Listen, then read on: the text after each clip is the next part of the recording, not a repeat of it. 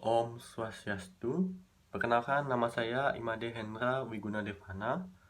Nomor absen 13, kelas 11 MIPA 2. Jadi di sini saya akan mempresentasikan sebuah materi proklamasi.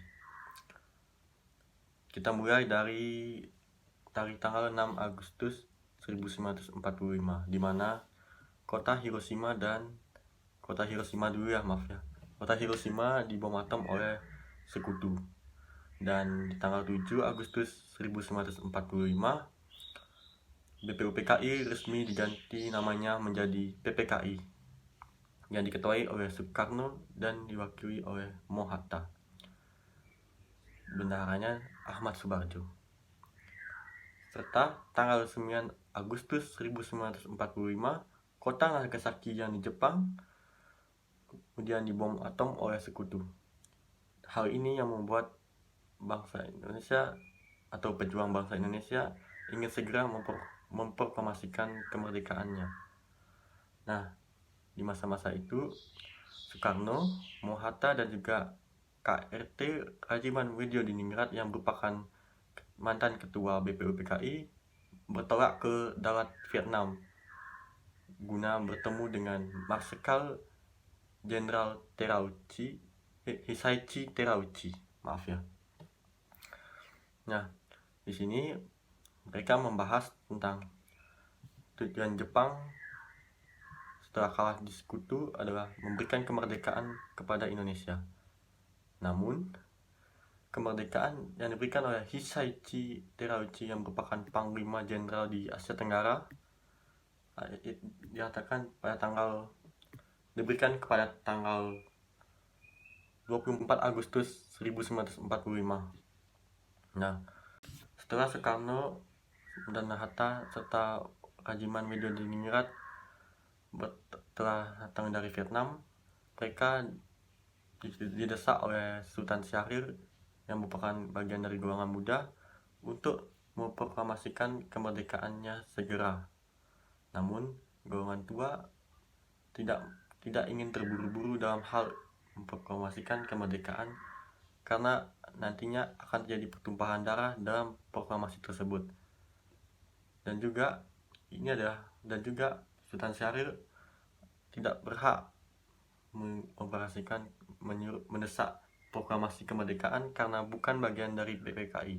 Dan Sultan Syahrir menganggap PPKI adalah sebuah organisasi bentukan Jepang dan tidak ingin Indonesia merdeka karena diberikan oleh Jepang.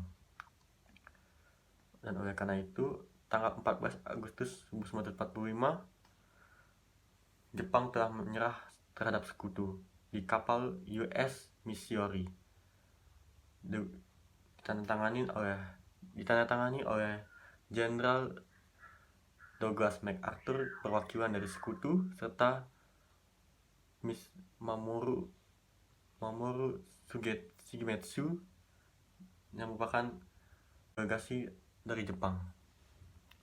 Nah, kemudian tanggal 16 Agustus 1945, Soekarno dan Mohatta dibawa ke Rengas Dengklok oleh golongan muda untuk menjauhkan mereka dari pengaruh Jepang. Setelah lama berdiskusi atau berunding, Ahmad Subarjo kemudian menjemput Soekarno dan Hatta kembali ke Jakarta. Dan sebelum itu,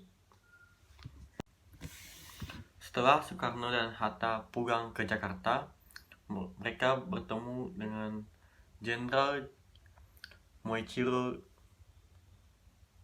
Yamamoto, Kepala Staf Tentara 16, dan juga Panglima tertinggi dari militer Jepang.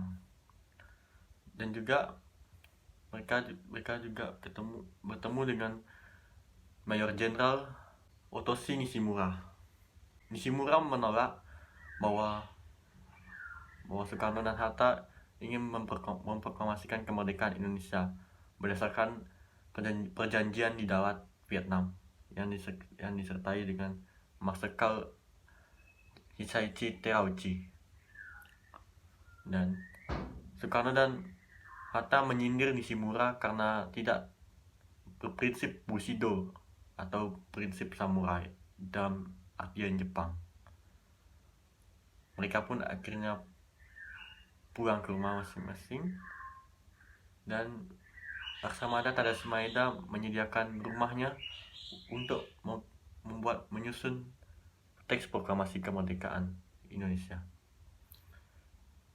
Di sana mereka berunding dengan golongan muda, diketiklah naskah proklamasi oleh Sayuti Miri, ditandatangani oleh Soekarno dan Hatta atas nama bangsa Indonesia.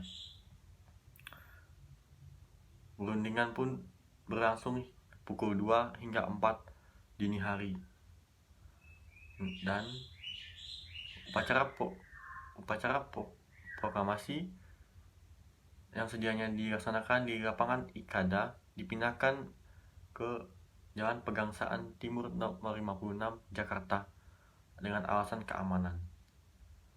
Dan pada hari Jumat tanggal 17 Agustus 1945 pukul 10 waktu Indonesia Barat, Karno membacakan teks proklamasi dan diiringi dengan pengibaran bendera merah putih hasil jahitan dari Fatmawati yang dikibarkan oleh Latif Hendradingrat dan juga S.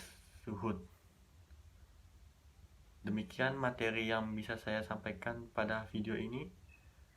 Mohon maaf kalau saya ada kesalahan kata atau agak macet-macetan dalam pengucapan katanya. Saya akhiri dengan Paramo Santi. Om Santi Santi Santi Om.